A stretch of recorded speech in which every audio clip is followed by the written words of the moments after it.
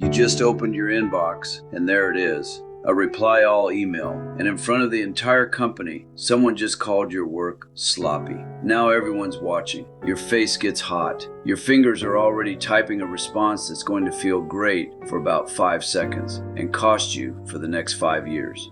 Here's what nobody tells you about that moment. It's not the disrespect that decides who you are. It's what happens in the next 3 seconds.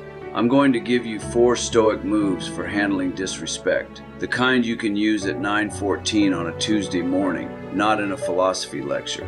Look, I've been there. I know what it's like to be talked over, talked down to, or just dismissed. And if you're anything like me, your first instinct is to swing back. That's the whole problem. Because the moment you react, you hand that person the remote control to your emotions. Marcus Aurelius, the guy who ran the Roman Empire while everyone around him tried to undermine him, put it in one line: the best revenge is to be unlike him who performed the injury. So let's break that down into 4 moves you can actually use. Number 1, take the pause. The Stoics called this the discipline of assent. Before you agree to feel angry, you get a say. Here's the trick. Count to 4. Breathe. Let that first hot wave pass. Because that wave, it's not you. It's just your nervous system doing what nervous systems do. That reply all email, close the laptop, stand up, get a glass of water. You are not the emotion. You're the guy watching the emotion.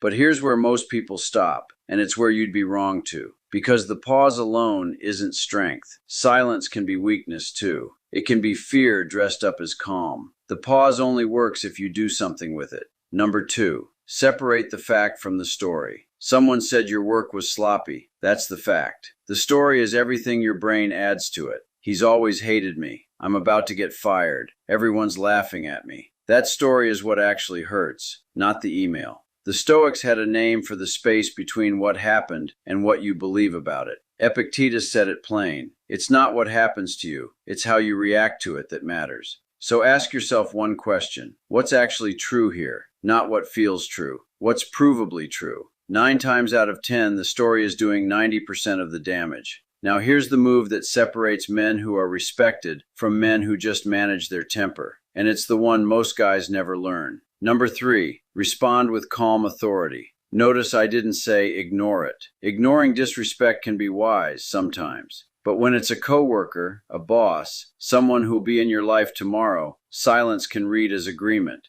The Stoic response is measured, direct, and unbothered. Not, how dare you? More like, I'm going to assume that wasn't meant the way it landed. If you have feedback on my work, let's talk about it one-on-one. Read that again. You're not attacking back.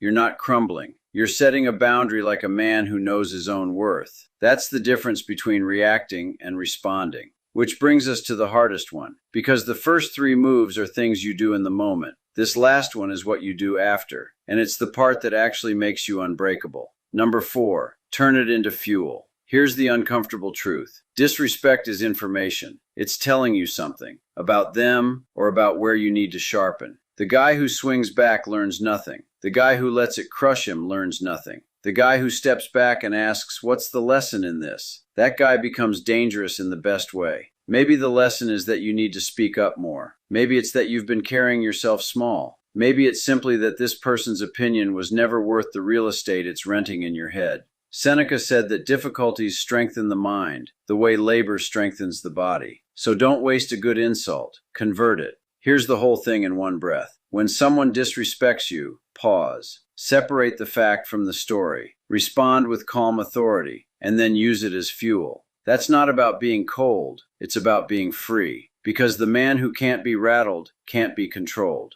The disrespect is theirs. The response is yours. That's the whole game. If this hit home, subscribe. I put out this kind of thing every single week, and there's more where this came from. Love and respect.